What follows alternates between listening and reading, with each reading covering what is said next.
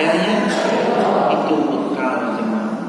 Makanya yang ketiga, imannya dikokohkan.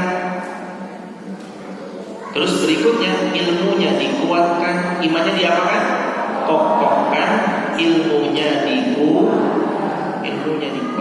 Hadirin, bangunan ini berdiri kokoh. Tahu nggak, penyangganya itu adalah sesuatu yang tidak terlihat, yakni cakar ayam. Lucu, kalau cakar ayam sampai kelihatan pasti ini ngaco. Yang namanya fondasi pasti nggak kelihatan. Yang namanya cakar ayam dia nggak kelihatan, tapi dia mencakar menjadi fondasi yang kuat untuk bangunan yang kokoh di atasnya. Kalau cakarnya kuat, dia mau dibangun 2 lantai, 3 lantai, 4 lantai, 5 lantai, bahkan 100 lantai, asalkan cakar ayamnya kuat, nggak ada masalah. Tapi kalau cakar ayam dalam hal ini buat manusia adalah imannya lemah, cakar ayamnya lemah, baru ditaruh 2 lantai, itu cenderung roboh. Iman seseorang itu penting. Kuatkan iman, kuat iman, kokohkan ilmu, kokohkan iman, perkuat ilmu. Yang keempat, gimana caranya supaya kita pulang dengan bahagia kepada Allah? Coba diulang. Yang pertama menjaga, yang kedua mencari, yang ketiga mengokohkan iman dan memperkuat ilmu. Yang keempat, bersedekahlah selagi Allah mampukan. Allah berfirman dalam Al-Quran, laula akhartani ila ajalin qaribin fa asaddaqa wa akum minas salihin. Ya Allah, tolong tangguhkan kematianku beberapa saat aja. Fa asaddaqa, ada 2 kata para ulama tafsir. Fa asaddaqa, yang pertama, aku mau membenarkan perkataan Muhammad, artinya mau beriman.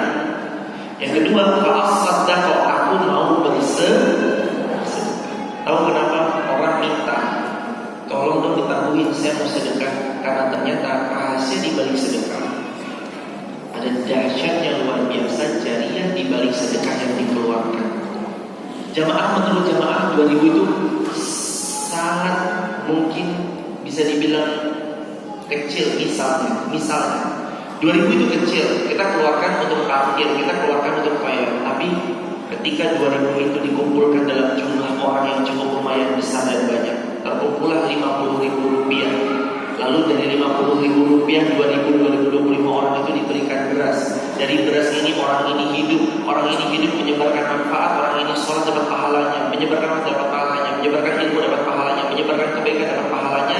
Dan itulah esensi yang namanya alladzi at'amahum min ju' wa amanahum min khauf.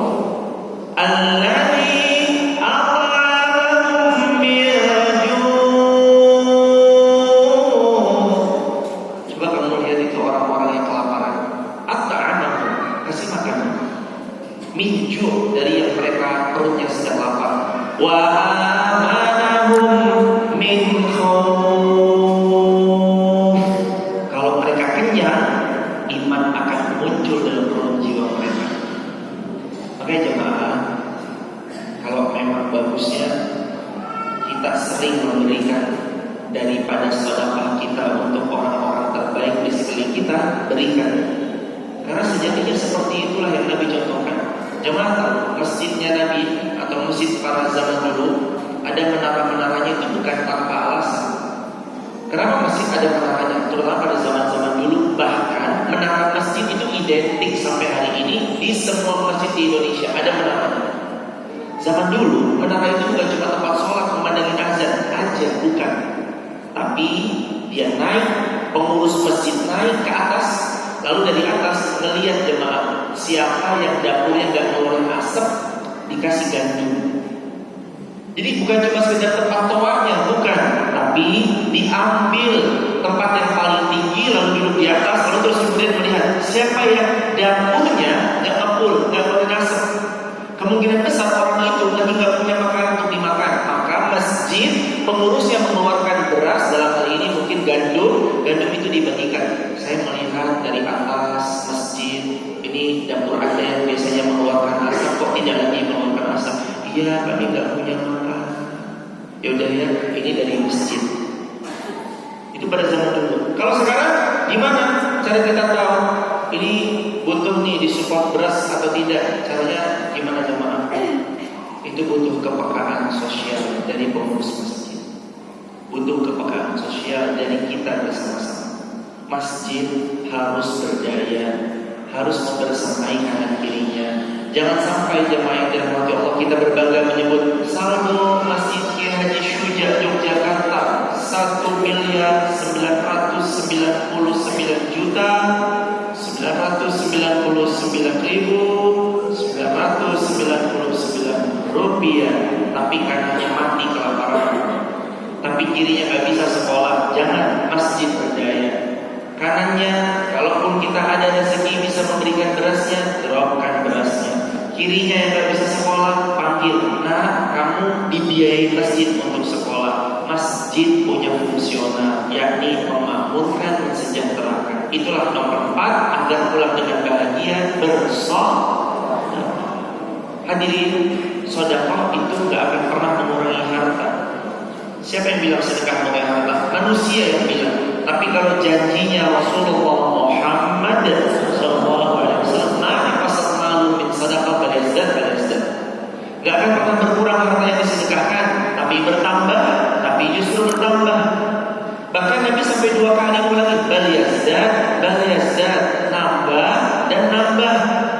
Kalau hari ini kita menganggap, aduh kayaknya saya takut deh kurang harta saya, itu ditakut-takuti syaitan. Sebagaimana Allah mengingatkan, asy-syaitanu ya'idukumul faqra. Setan itu menakut-takuti kita supaya gak mau infak. Asy-syaitanu ya'idukumul faqra. Hei, kamu tuh nanti fakir loh kalau kamu berinfak. Jangan berinfak deh, kamu fakir nanti, kamu gak punya apa-apa nanti. Hilang rasa itu jamaah, rasa semangat untuk berinfak gara-gara syaitan yang membisikkan di dalam dada. Makanya hari ini jemaah fokuskan aja udah, bismillah saya mau infak, bismillah saya mau sedekah, bismillah saya mau berikan kebaikan, bismillah saya mau. Dan itu nanti jadi bekal kita sampai hari kiamat. Hadirin, kalau ngandelin sholat, kita tahu ya sholat kita tadi kan udah dijawab masing-masing.